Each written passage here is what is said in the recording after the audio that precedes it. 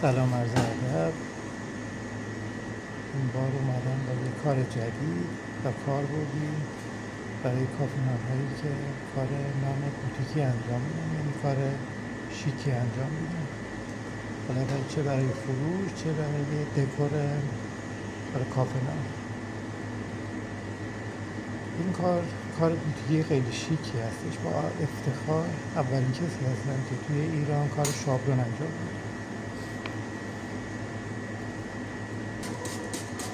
این کار از هیچ جایی کپی برداری نشده. خلاقیت خودم هستش. امیدوارم همه دوست داشته باشن.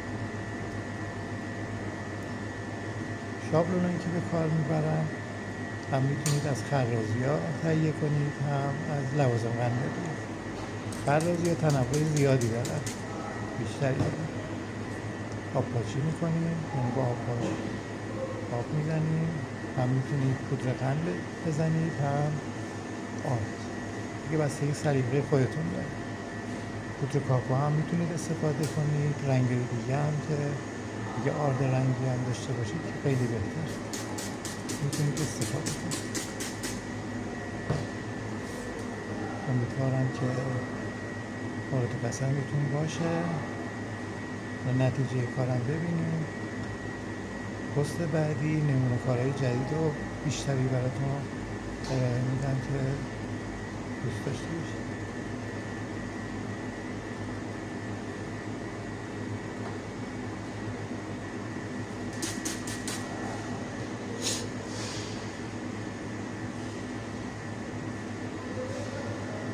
شابلون برای گلدوزی هستش که من اینجا برای نان استفاده میکنم.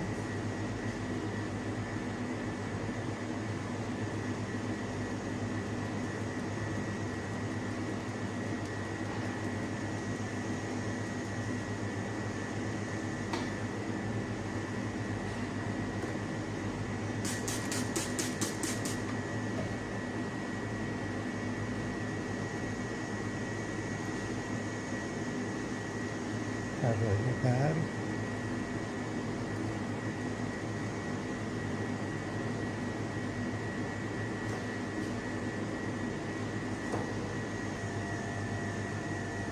اینم نتیجه کار. تقدیم نگاه شما.